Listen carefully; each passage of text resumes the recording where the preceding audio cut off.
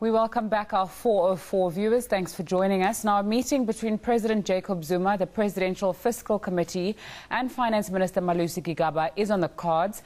The presidency says the three parties will identify concrete measures to urgently address the challenges identified in the medium-term budget policy statement.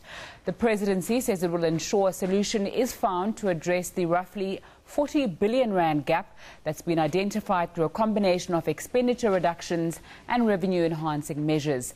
President Zuma has directed that Minister Gigaba, the Presidential Fiscal Committee and the National Treasury look for ways to cut expenditure of around 25 billion rand and create revenue-enhancing measures, including taxes, amounting to about 15 billion rand.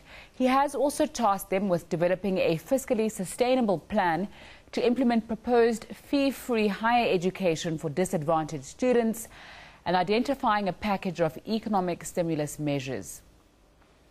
Now, a downgrade such as the one that South Africa has just seen means that we'll see an increase in the cost of debt, such as credit card repayments, home loans, vehicle finances and credit cards, and also an increase in our cost of living.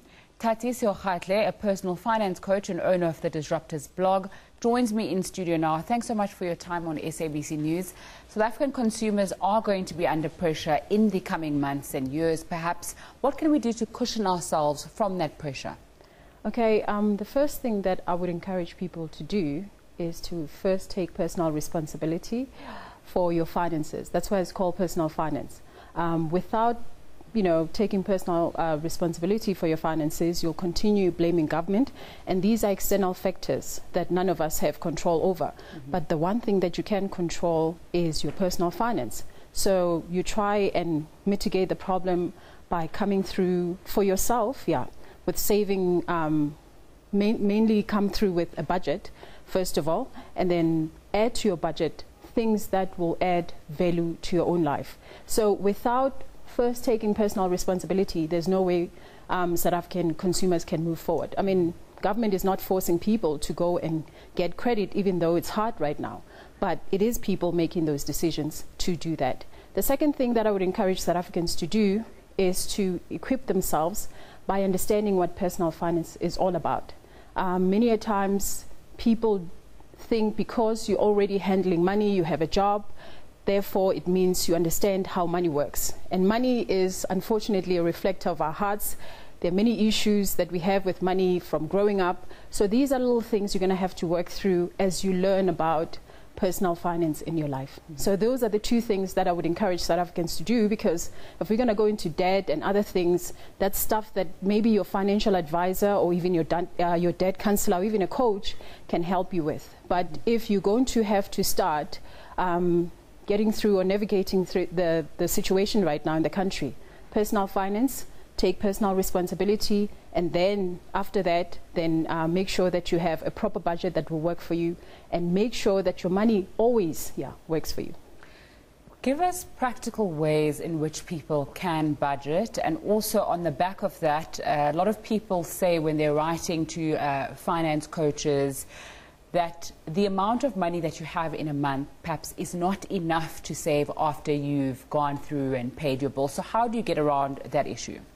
You have to remember that there'll always be a demand for your money. So there are things in your life that are constantly vying for the attention of your money, and therefore that's why you have to treat your savings goal as part of your monthly bills. So add that to your monthly bills, even if it's 50 rands. We take it for granted that if you're saving 50 rands, it's not a lot of money, but it's a lot of money that you've saved for yourself to help you to be able to navigate through life in these difficult times. Once you have your savings goal, make sure that it is given a purpose. You give it a purpose. I want to buy a car, I want to buy a house, I'm saving for education for my kids. So give it a purpose, because without that also, that becomes very hard for you to continue on your journey, and that means you also will abandon your plans to save. So the best thing, have it as your bill, because your bills are automated already. They go off every month on the 25th, the 26th or the 31st. So automate that, and make sure that every month then you don't have to worry about your savings goals not being achieved. So it's part of your bill. So if you start looking at your savings goals as part of your bills, then you'll be sorted out. You speak particularly with a focus on women looking at their finances and getting their finances in control. Why is that, and what are the short and long-term benefits of more women being in control of their finances? The big thing is women have been, for years, obviously, we've been managing money. But the problem is we haven't been playing with the big boys. So why I teach on personal finance for women specifically, it's because even the language that is being used is very male-orientated. Most times we get confused as women with the jargon that is being used. So I try to simplify that, not dumping down, but rather simplify it in a way that you'll understand from your day-to-day experiences with money. The reason why women need to grow into an understanding of money is now we're moving away from, or rather we're adding to our stokvels, because most women have stokvels and we do save, but now we need to own companies. We need to have that shareholdership in companies, and that's how I try to encourage women. Don't abandon your stokvel, don't abandon your savings plan, but add to it investments, which is a big part of making sure that you can have a passive income. And usually women have difficulty understanding investment language or even how investment work.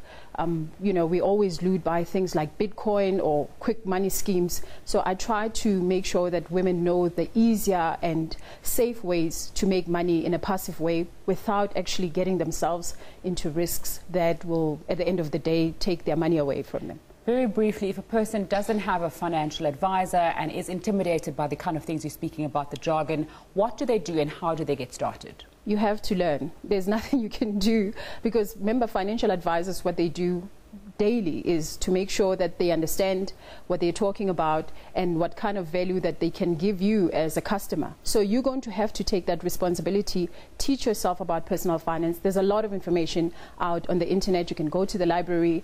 You can even watch your show, for instance, and learn from money coaches. There's a lot of blogs also. So it's all about teaching yourself and understanding money from the risks that you can take and the risks that you're not supposed to take regarding money.